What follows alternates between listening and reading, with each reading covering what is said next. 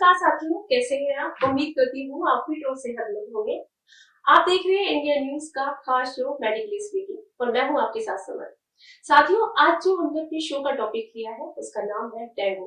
Dengue एक खतरनाक बीमारी है। WHO की एक रिपोर्ट के मुताबिक अगर देखा जाए तो हमारे देश में डेंगू के मामले 31,646 आए हैं, जिसमें देखा जाए तो लगभग 36 लोगों ने अपनी जान गंवाई है। लेकिन आपको घबराने की जरूरत नहीं है, क्योंकि हमारे साथ एक मशहूर डॉक्टर विश्वरूप रॉय मौजूद है, जो आपको समाधान देंगे कि कैसे आप इस बीमारी से बच सकते हैं, इसके कारण क्या है, इसके लक्षण क्या है और इसमें क्या क्या सावधानियां बरतनी होगी। डॉक्टर विश्वरूप जी, बहुत बहुत स्वागत है आपका हमारे इस शो में। थैंक यू, धन्यवाद। तो सबसे पहले डॉक्टर मैं यही पूछना चाहूंगी कि आखिर इसके लक्षण क्या है। जब भी आपको फीवर होता है तो समझ लीजिए कि आपके बॉडी में कोई ना कोई वायरस है, और हमारे धरती पे हजारों तरह के वायरस हैं। उनमें से एक वायरस का नाम इंसान ने चुना कि इसको डेंगू बोला करेंगे। तो पहला लक्षण तो हुआ, अगर आपको फीवर है तो वो वायरल फीवर हो सकता है, या फिर फीवर का एक और कारण होता है जब कैंसरस ग्रोथ हो बॉडी में, लेकिन तब वो फीवर कई महीने तक चल सकता है, वो लो ग्रेड होता है। उसको एक बार को छोड़ दीजिए, जो रेयर होता है। अब ऐसा कौन से लक्षण है जो सिर्फ डेंगू के होते हैं? तो ऐसे सिर्फ डेंगू के लक्षण में ऐसा कोई भी लक्षण नहीं है, लेकिन कॉमन लक्षण कौन, अगर आप पूछते हैं, हेडेक हो जाना, पेट में दर्द हो जाना, वॉमिटिंग होना, रैशेस होना, बॉडी एक होना, मसल एक होना, जॉइंट एक होना, और सबसे बड़ी बात फीवर हो जाना। फिर उसके इन सब के बाद फिर कमजोरी आ जाना, फिर खाने की इच्छा ना हो, इच्छा चली जाए, खाने का मन ना करे, बात करने का मन ना करे, सिर्फ लेटे रहने का मन करे, कमजोर कमजोर फील करते रहे। तो these are the classic symptom of a viral attack, and one of the viral attack is what we call as dengue. Sir, जब डेंगू बुखार हो जाता है तो शुरुआत में लोग इसे आम बुखार की तरह ही ट्रीट करते हैं। हमारे दर्शकों को आप ये समझाइए कि वो क्या लक्षण हैं जिससे लोगों को पता चल सके कि ये आम बुखार नहीं बल्कि डेंगू बुखार है। देखिए, यहाँ पे एक इम्पोर्टेंट बात बताता हूँ कि पहली बात तो अगर आप एक कन्वेंशनल डॉक्टर से पूछेंगे तो बोलेंगे कि ये आम बुखार है और ये खास बुखार है ना, जिस तरह से एक दिमाग में अंडरस्टैंडिंग है डेंगू के बारे में। लेकिन अगर आप मुझसे पूछेंगे तो मेरे हिसाब से डेंगू का जो बुखार है, दैट इज, जितने मैंने पेशेंट देखे हैं पिछले कुछ सालों में, वो हम डिस्टिंग्विश नहीं कर सकते किसी और बुखार से। तो डेंगू का बुखार भी बाकी बुखार के कंपेरेटिव है। ऐसा बिल्कुल कहीं पे भी प्रूव नहीं है कि डेंगू का बुखार होगा तो ज्यादा लोग मरेंगे या ज्यादा परेशान होंगे या ज्यादा देर तक बीमार रहेंगे in comparison to any other viral attack.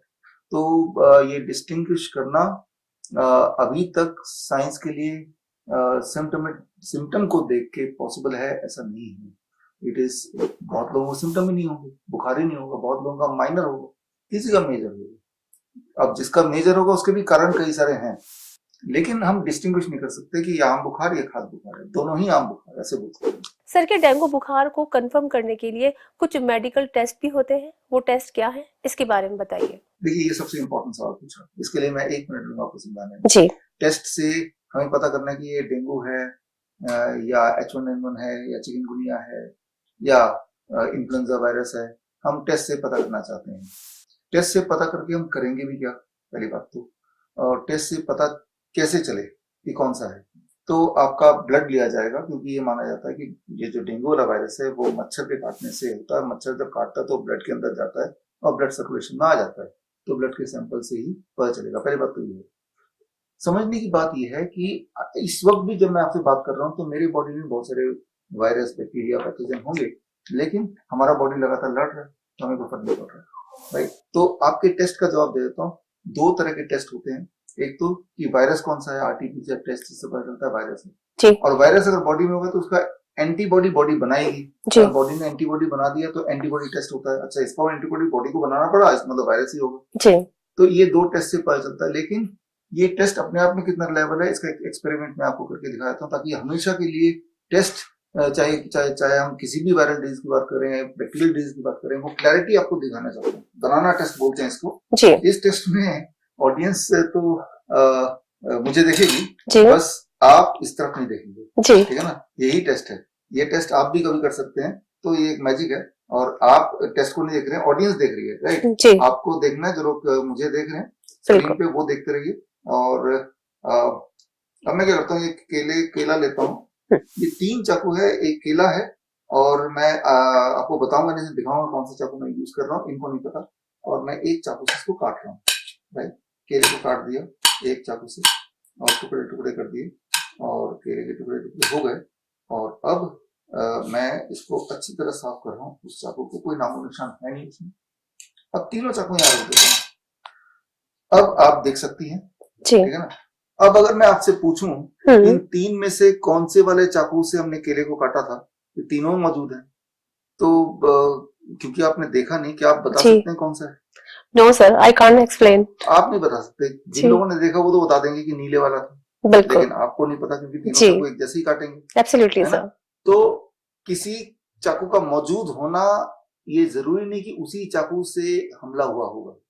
मौजूद होने का मतलब नहीं कि उसने भी हमला किया होगा। मौजूद तो तीनों है जी। ठीक उसी तरह से इस वक्त अगर मेरे नेजल सैंपल लेंगे तो इसमें H1N1 भी मिलेगा, इसमें कोरोना भी मिलेगा, इसमें और भी कॉमन कोल्ड वायरस भी मिलेगा, सारे मिलेंगे जी सर। जिस तरह से यहाँ सारे चाकू मिल रहे हैं। लेकिन इनमें से कौन सा वाला मुझे अटैक करके मुझे जुकाम कर गया, कौन सा वाला ने मुझे बुखार किया, आउट ऑफ ऑल दिस 3 और 4 और 10, ये कोई साइंस नहीं पता चल कर सकती। बिल्कुल। अब अगर मैं बोलूं कि ये जो टेस्ट होता है कि आप डेंगू का टेस्ट करो, तो देखो वो कुछ ऐसा होता है, आप ये सोचो कि भाई सिर्फ नीले वाले ने किया होगा। कोई ऐसा आदमी होता है जिसे कलर ब्लाइंड बोलते हैं, जिन्हें सिर्फ नीला कलर दिखता है, बाकी कलर दिखता है, उसके लिए एक ही चाकू दिख रहा है उसको, तो बोलेगा इसी ने काटा होगा। जो डेंगू का टेस्ट होता है वो सिर्फ डेंगू को डिटेक्ट करता है, वो सिर्फ इतना बताता है कि आपके बॉडी में डेंगू का वायरस है या नहीं। जी। लेकिन वो वायरस का होना और उसी ने आपको बुखार दिया है, ये दो अलग बातें हैं। बिल्कुल। मैं आपको एक चैलेंज करता हूँ, जो ऑडियंस है, उसी वक्त जब डेंगू का टेस्ट हो रहा होगा, उसी वक्त आप टीबी का टेस्ट कराइए, उसी वक्त आप मलेरिया का टेस्ट कराइए, उसी वक्त आप H1N1 का टेस्ट कराइए, वो सारे भी पॉजिटिव निकलेंगे। तो क्या उनमें से किसने आपको बुखार किया? बिकॉज सारे के सारे बुखार कर सकते हैं, सारे के सारे ताकतवर, ये तीनों के तीनों ही काटने के लिए एलिजिबल है। बिल्कुल, राइट। तो कोई भी जो स्पेसिफिक टेस्ट करते हैं उससे सिर्फ ये पता चलता है कि उस आपके बॉडी में वो वाला वायरस मौजूद है या नहीं, राइट। अगर तो पता चलता है, और लेकिन उससे उसी वाले ने अटैक करके आपकी हालत खराब की है, ये कोई टेस्ट नहीं बताता जी, राइट। तो मैं सिंपली ये बोल रहा हूँ, मैं अपने सारे पेशेंट को ये बोलता हूँ कि टेस्ट के चक्कर में पढ़ने की जरूरत नहीं, because test is so complicated. एक टेस्ट हमने करके देखा है, वो हम ये जो लैब है, कोविड लैब, वहां हम कुछ सैंपल ले गए, फलों के सैंपल ले गए, सब्जियों के ले गए, मच्छर के, मक्खी के, कबूतर के, बोला इन सबका टेस्ट कर डालो, उनमें से कई सारे पॉजिटिव आ गए। सर, डेंगू में सबसे ज्यादा जो कॉमन प्रॉब्लम देखी जाती है वो ब्लड प्लेटलेट्स का कम होना।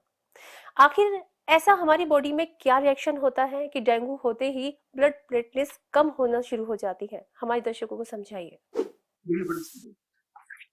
एक वायरस बाहर से अटैक करता है तो उसको अटैक करने के कई सारे तरीके, कोई ब्लड में घुसेगा, कोई नाक से घुसेगा, कोई मुंह से घुसेगा, कोई बॉडी के जो भी आउटलेट से जाएंगे, राइट। अगर यूरिन रास्ते घुसता है तो यूरिनरी ट्रैक इन्फेक्शन होगा, नाक के रास्ते जो घुसते हैं तो उसे इन्फ्लुएंजा वायरस बोल देते हैं। अब कोई ब्लड के रास्ते जाते हैं बॉडी के अंदर, जो हम बात कर रहे हैं, जिस भी रास्ते जो जाता है उस रास्ते में जो चीजें होती हैं उन्हीं में वो अटैक करता है। जो ब्लड के रास्ते जाएगा तो ब्लड को अटैक करेगा, जो नाक के रास्ते जाएगा तो उनको खांसी, जुकाम, कफ, कोल्ड, ये सारी चीज हो जाती है ना। तो जो यूरिन के रास्ते होगा उसको यूरिनरी ट्रैक इन्फेक्शन बोल देंगे, UTI बोल देंगे, है ना। तो जो हमारे जितने भी आउटलेट्स हैं वहां जहां से भी अटैक करेंगे तो उस वही वाला जो रूट है वो सफर करेगा। सर, डेंगू होने का सबसे ज्यादा असर हमारे शरीर के किन किन अंगों पर पड़ता है? अगर जल्द डेंगू का सही इलाज नहीं लेंगे तो ये कितना खतरनाक साबित हो सकता है? हाँ, ये भी मेरा जो अंडरस्टैंडिंग है वो थोड़ा अलग है। वो ये कि इलाज जब हम बोलते हैं तो इलाज सही दिशा में नहीं लेंगे तो दिक्कत आ सकती है। जो लोग फीवर को कम करने की कोशिश करते हैं पैरासिटामोल लेके, वही लोग हैं जिनकी प्लेटलेट कम होती है, वही लोग हैं जो लंबा सफर करते हैं, वही लोग होते हैं जिनमें डेथ होती है। अगर आप टेम्परेचर कम ना करें, पहला गोल एक दिमाग में बिठा लीजिए कि हमें फीवर को दवाई से कम नहीं करना, क्योंकि fever itself is fighting with the virus. Fever आपका कोई दुश्मन नहीं है, वो वायरस से लड़ने का हथियार है, लेकिन बार बार उस हथियार को आप दबा दे रहे हैं, उसमें वायरस फैलने का मौका मिल रहा है। कहाँ फैल रहा है? ब्लड में फैल रहा है। जितना ज्यादा फैलेगा प्लेटलेट डाउन होता जाएगा, 20,000 से कम आ जाएगा तो then that is a danger sign, 20,000 तक तो धीरे, राइट। और वो धीरे धीरे खाता रहेगा, जितने लंबे समय तक आप जूझते रहेंगे उतना प्लेटलेट कम होता जाएगा। लेकिन उन्हीं को जूझना पड़ता है जो बॉडी के हथियार को खत्म करने की कोशिश करते हैं by taking some drugs. Sir हमारे दर्शकों को ये बताइए कि डेंगू की वो स्टेज कौन सी है जिसके बाद उन्हें सीधा डॉक्टर के पास पहुंच जाना चाहिए ताकि उन्हें सही समय पर सही इलाज मिल सके। देखिए, पहली बात तो टेस्ट यही है कि आपके सिम्टम्स, डिस्कम्फर्ट्स, अगर आपके सिम्टम ऐसे हैं कि आप उठ भी नहीं पा रहे हैं, बैठ भी नहीं पा रहे हैं, टेम्परेचर छूते हैं तो 104 डिग्री है, तो मतलब वायरस ने पूरी तरह आपको अच्छी तरह जकड़ लिया है, अच्छी तरह वो आप पे घमासान युद्ध चल रहा है बॉडी के अंदर। अब आपका जो दूसरा क्वेश्चन है कि कैसे पता चले कब डॉक्टर के पास जाना चाहिए। जी एक बात याद रखिए, आज तक दुनिया में किसी भी वायरस के लिए कोई भी दवा नहीं निकली। जी क्या कोई बोले डेंगू की कोई दवाई है? तो आंसर इज नहीं।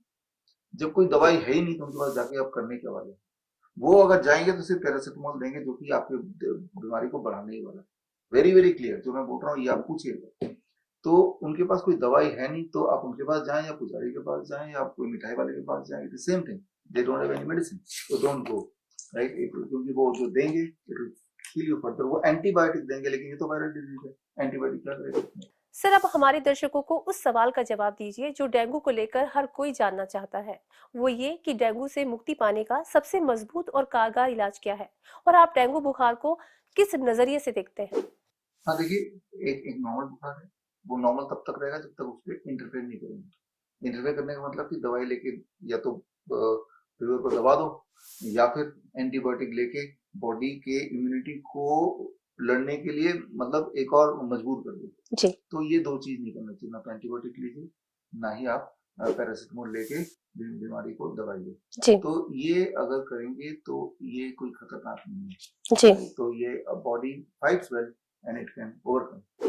सर जहां तक आपको लेकर बात है, आप ज्यादातर बीमारियों को डाइट में ही बदलाव करके दुरुस्त करने का दावा करते हैं। डेंगू से मुक्ति पाने की सबसे बेहतर डाइट क्या है और उसे किस तरीके से लेना चाहिए। बहुत ही इंटरेस्टिंग है, इम्पोर्टेंट है, और जो आप नॉर्मली बोलेंगे कोई कि 7 से 12 दिन लग जाते हैं या 3 से 7 दिन लग जाते हैं ठीक होने में, एक दिन में ठीक हो सकते हैं, जो मैं बता रहा हूँ इन वन डे।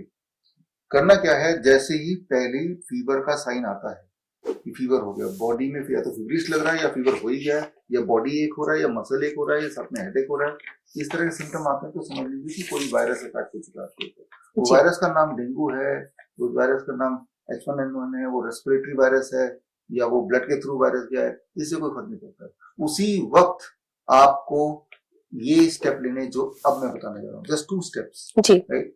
पहला स्टेप कि फीवर अगर है, फीवरिश लग रहा है तो या बॉडी एक लग रहा है तो बॉडी को फीवर में सपोर्ट करना है, टेम्परेचर बढ़ाने में। बॉडी का टेम्परेचर घटाना नहीं है, बिकॉज टेम्परेचर हथियार है। आपको एक बाल्टी लेना है, जैसे मैं बैठा हूँ ऐसे बैठना है, बाल्टी लेके उसमें पानी गर्म कर रखना है 42 डिग्री सेल्सियस, याद रखिए 42 डिग्री सेल्सियस थर्मोमीटर से आना चाहिए।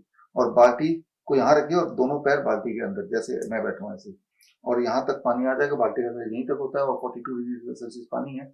और यहाँ एक और बाल्टी होगा जहाँ 50 डिग्री सेल्सियस का पानी होगा। हर 5 मिनट बाद घड़ी देख के एक मग पानी निकाला, एक मग पानी यहाँ से डाला, तो 42 डिग्री सेल्सियस मेंटेन होगा फॉर नेक्स्ट 30 मिनट्स। आप बॉडी को गर्म कर रहे हैं, फीवर को बढ़ा रहे हैं, बॉडी को बोल रहे हैं कि आप फीवर को बढ़ाओ मत, मैं ही मदद कर देता हूँ। तो आधे घंटे में के बाद हटा दीजिए, आप टेम्परेचर मेजर करेंगे तो आधा डिग्री टेम्परेचर ज्यादा हो जाएगा उल्टा। और उसके 1 घंटे बाद आप देखेंगे कि अरे मेरा बॉडी पेन तो चला गया, मेरा हेडेक चला गया, मेरा फीवर चला गया। पहला स्टेप है ये। एक आखिरी step, for 1 day 24 hours be only on liquid diet, citrus fruit juice and coconut water, सारा कुछ छोड़ दीजिए, खाना पीना नारियल पानी एंड मौसम्बी का जूस। मौसम्बी नहीं तो संतरा, संतरा नहीं तो पाइनएप्पल। कितना, जितना आपका वेट है, मान लो मेरा वेट 7 केजी है, 70 केजी है, तो 7 ग्लास नारियल पानी और 7 ग्लास ही मौसम्बी का जूस, पूरे दिन भर में 14 ग्लास बहुत ज्यादा होता है। लेकिन जब गर्मी बॉडी में होती है ना तो हीट से डिहाइड्रेशन हो रहा है, हमारे विटामिन मिनरल बाहर निकल रहे हैं, तो हमें हाइड्रेट करना है, डिहाइड्रेट होने नहीं देना, ओवर हाइड्रेट करना है। तो यानी कि 14 ग्लास अगर मैंने पी लिया और जो मैंने बोला वो कर दिया तो एक दिन का मेहमान है दिन, जस्ट 1 डे। तो सर बीच में कोई मील नहीं लेना, सीधा लिक्विड खाना नहीं कुछ, नारियल पानी 7 ग्लास और 7 ग्लास, मेरा 70 केजी वेट है, 7 ग्लास है, 7 ग्लास 6-7 ग्लास ऐसे मान लीजिए, तो बस इतना ही। आपको हैरानी होगी, अरे कहाँ चला गया। हालांकि मेरा ये सवाल थोड़ा जनरल है, मसलन आप बिना एलोपैथी सिर्फ डाइट पर ही क्यों फोकस करते हैं, बीमारी और डाइट का क्या रिलेशन है। जहां तक आपने एलोपैथी की बात की तो कोई भी ऐसी दवा नहीं है जो किसी बीमारी को ठीक करे। एलोपैथी में कोई भी एक दवाई, आप सबसे पहले मैं बोल रहा हूँ, जिससे कोई भी एक बीमारी ठीक होती है, वो ऐसा मिलेगा नहीं। क्या डायबिटीज की दवाई डायबिटीज ठीक करती है? नहीं, कंट्रोल करती है, कंट्रोल भी नहीं करती। आप देखते हैं दवाई लेने के कुछ दिन बाद बढ़ ही जाता है ब्लड शुगर, फिर दोबारा से दवा आपको बढ़ाना पड़ता है। जी। सो क्या कोई जितने भी इन्फेक्शियस डिजीज है उसका कोई दवाई है जिसको ठीक कर देती हो?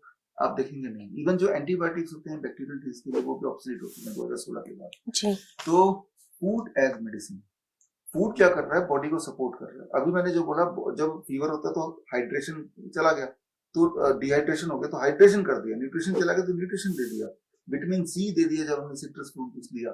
तो जो हथियार बॉडी को चाहिए, बॉडी को सिर्फ एक ही इंसान ठीक कर सकता है, वो आपकी इम्यूनिटी। हम इम्यूनिटी को सपोर्ट कर रहे हैं, चाहे हॉट वाटर बकेट से, जी। चाहे वो पीने से।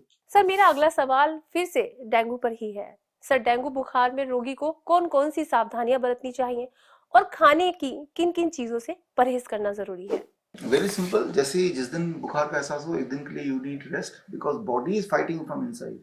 तो आपको एनर्जी जाया नहीं करना है।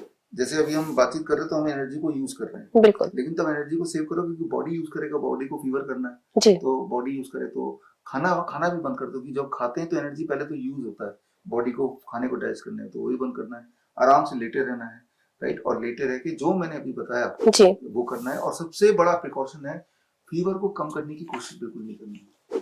सर, अगर डेंगू बुखार किसी गर्भवती महिला को हो जाए तो ये कितना खतरनाक है और आने वाले बच्चे पर इसका क्या प्रभाव पड़ सकता है? खतरनाक नहीं है ये बिल्कुल भी। ये एक, हम नेचर में हम रहते हैं तो नेचर में मच्छर भी रहते हैं, सारे लोग रहते हैं, वायरस भी रहता है, वायरस हम इंसान से पहले आया है। खतरनाक बिल्कुल भी नहीं है। जो मैंने स्टेप बोले वो रहे। आपने खुद भी देखा होगा, जब भी कुछ इस तरह का अटैक, वायरल अटैक होता है, आपका खाना पीने का मन वैसे भी नहीं करता, जी। कोई काम पे जाने का मन नहीं करता, लेटे रहने का मन करता है। तो लगभग लगभग जो जो मन नहीं करता वो करता है, बॉडी आपको फोर्स कर रही है, राइट। तो खतरनाक नहीं होता, बशर्ते कि आप पैरासिटामोल या एंटीबायोटिक जैसी चीजों को ना लें, तो कोई खतरा नहीं। सर, इस साल डेंगू के केस लगातार बढ़ रहे हैं। अभी तक के आंकड़े बता रहे हैं कि इस साल अगस्त करीब 31,000 से ज्यादा लोग इसकी चपेट में आए हैं और ये आंकड़ा लगातार बढ़ रहा है। डेंगू के इस तेजी से बढ़ने के क्या कारण है, ये आप हमें बताइए।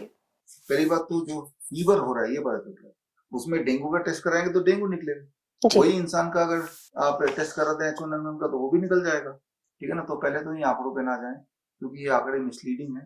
पहले से घोषणा कर देते हैं कि डेंगू आने वाला है, अब डेंगू का ही टेस्ट कराओ। अभी आप कोविड का टेस्ट कराओ तो वो भी पॉजिटिव निकल जाएगा। हम तो इस पे काम करते हैं। एक किताब पढ़िए आप, मेरा किताब का नाम है naked truth of covid test. ये टेस्ट के पीछे की सच्चाई पढ़िए, टेस्ट के पीछे मत भागिए। फीवर को एक फीवर मानिए, और तब पता चलेगा कि बचपन से अभी तक आप में से कोई भी ऐसा इंसान नहीं होगा जिसको साल में कम से कम एक बार फीवर नहीं हुआ होगा। जी। वो तो एक बार आना ही है, एक या दो बार आना ही है। उसका नाम डेंगू दे दो, कभी उसका नाम H1N1 दे दो, कोई भी नाम दे दो उसका। अगर डेंगू मच्छर फिर से काट ले तो वो दोबारा डेंगू से कैसे बच सकता है? हाँ देखिए, मच्छर तो काटते रहते हैं, ऐसा कौन इंसान है जिसको मच्छर काटता नहीं। लेकिन कभी कभी हमारी इम्यूनिटी जब लो होती है तो मच्छर के जो वायरस है वो जीत जाते हैं, और तब हमारे बॉडी को थोड़ा बैटल स्ट्रांगली लड़ना पड़ता है। सर, इससे पहले कि हम ये शो खत्म करें, आपसे अंत में एक सवाल जरूर पूछना चाहेंगे कि जो लोग स्वस्थ हैं वो क्या करें और कौन सी सावधानियां बरतें जिससे कि वो डेंगू की बुखार से बच सके? डेंगू की बुखार से, पहली बात तो बुखार से हम बच ही नहीं सकते, साल में एक बार बुखार होना ही है, बिकॉज इसी तरह से हमारी बॉडी फंक्शनिंग करती है, उसी से हमारी इम्यूनिटी बिल्ड होती है। साल में एक बार हर इंसान को, जो भी जीवित है, उनको होना ही है बुखार। लेकिन फिर भी बुखार का मुकाबला आपका बॉडी ठीक से कर पाए, उसके लिए सिर्फ एक ही तरीका है कि आपकी इम्यूनिटी स्ट्रांग हो। इम्यूनिटी कैसे स्ट्रांग हो, उसके लिए बस 2 स्टेप मैं बोलूंगा जो सबसे इंपॉर्टेंट है। पहला स्टेप, कि आपके जो खाने का टाइमिंग है, that between 8 AM to 6 PM। ना तो 8 बजे से पहले कभी खाएं, जी। ना शाम के 6 बजे के बाद खाएं, उससे पहले डिनर करिए, जी। राइट। तो आपकी इम्यूनिटी बड़ी स्ट्रांग हो जाएगी। और दूसरा, धूप में रोज थोड़ा बहुत जाएं, कम से कम 15-20 मिनट धूप के दर्शन करिए, आपकी इम्यूनिटी बहुत मजबूत हो जाएगी। तो इस तरह के अटैक होंगे भी तो आराम से आप इससे बाहर निकल जाएंगे। डॉक्टर, बहुत बहुत शुक्रिया, आपने हमारे दर्शकों को बहुत अच्छी जानकारी दी है। Thank you. तो दोस्तों, आप जान गए होंगे कि कैसे आप इस बीमारी से बच सकते हैं, क्योंकि अपने खान पान, अगर अपने लाइफस्टाइल का, अपनी इम्यूनिटी का अगर आप ध्यान रखेंगे तो आप इस बीमारी की चपेट में नहीं आएंगे। तो आज हमने आपको डॉक्टर विश्वरूप से मिलाया और उनकी इतनी अहम जानकारियां, किस कदर उन्होंने कितने अच्छे तरीके से समझाई है। बस आप इनको आजमाइए और अपनी सेहत का ख्याल रखिए। जाने से पहले एक बार फिर कहना चाहूंगी, स्वस्थ रहिए, मस्त रहिए।